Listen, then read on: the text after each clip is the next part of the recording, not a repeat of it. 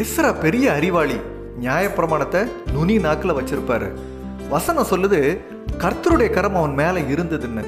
சிலருக்கு பைபிள் அத்துப்பிடி. எந்த கேள்வியை கேட்டாலும் உடனே பதில் சொல்லுவாங்க.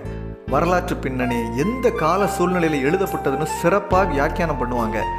அதை புத்தகமாக கூட வெளியிட்டிருப்பாங்க. ஆனால் தேவனுடைய கரம் அவங்க மேலே இருக்குதான்னா தெரியாது. ஏன்னா அவங்க பேசுறதுக்கும் செயல்பாடுகளுக்கும் நிறைய வித்தியாசம் இருக்கும்.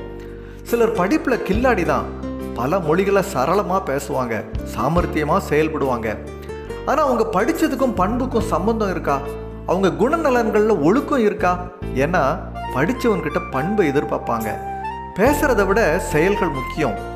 விபச்சார ஸ்திரீனுடைய பேச்சு கூட தேன் மாதிரி இருக்கும்னு வசனம் சொல்லுது. ஆனால் அவளுடைய செயல்கள் எட்டிய போல கசக்குமா. மணிக்கணக்காக சிலர் பேசுறத, பிரசங்கம் பண்ணுறதை கேட்டுக்கிட்டே இருக்கலாம்.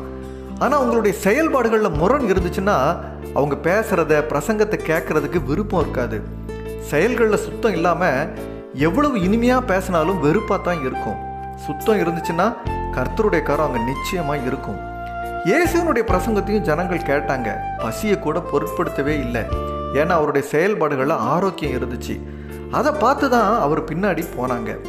நேரத்தை குறித்து கவலைப்படலை. வீட்டு வேலைகளை கூட ஒதுக்கி வச்சுக்கிட்டு அவருடைய பிரசங்கத்தை கேட்டாங்க.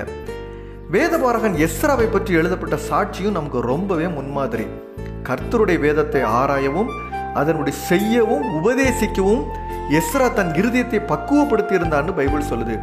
அவர் வாசித்தது மாத்திரம் இல்லை, அதன்படி நடந்தார்னு தெளிவாக வசனம் சாட்சி சொல்லுது. சும்மா கடமைக்காக, பிரசங்கத்துக்காக பைபிளை வாசிக்கிறதுல என்ன பிரயோஜனம்? வாசித்தோம்னா அதன்படி நடக்கணும், செய்யணும். அந்த செய்கை தான் பேச்சோட பலம். நாம் தேவனுடைய செய்கைகளாக இருக்கிறோம்னு பைபிள் சொல்லுது. வசனத்திற்கு கீழ்ப்படியாமல் அதன்படி நடக்காமல் கூட்டங்கள் நடத்துகிறதோ, பாடல் வேலையை பரவசமாக கொண்டு போகிறதோ, பிரசங்க நேரத்தை கலகலப்பாக வச்சுக்கிட்டதோ நடத்துகிறவங்களுக்கு திருப்தியாக இருக்கலாம். ஜனங்கள் திருப்தி அடைஞ்சாங்களா, மனம் திரும்பினாங்களா தெரியாது. கர்த்தருடைய கரம் இருந்துச்சுன்னா தான் கிரியை இருக்கும். இல்லைன்னா அது வெறும் பொழுதுபோக்கு நிகழ்ச்சி தான். நம்முடைய செய்கைகளை ஆராய்ஞ்சு பார்க்கணும். குறைவு இருந்தால் கர்த்தர்கிட்ட ஒப்புவிக்கணும். அப்போ தான் கர்த்தருடைய கரம் நம்ம மேலேயும் இருக்கும், கிரியை நடப்பிக்கும். அறிவு தேவைதான். பிரசங்கம் ஒரு கலை. ஆனால் தேவனுடைய கரம் நம்ம மேலே இருக்கணும். அப்படி இருக்கணும்னா நம்மளோட செய்கைகள் தேவனுக்கு பிரியமாக இருக்கணும். தாவீதோட செய்கைகள் தேவனுக்கு பிரியமாக இருந்துச்சு. கர்த்தர் அவனோடு இருந்தார்னு வசனம் சொல்லுது.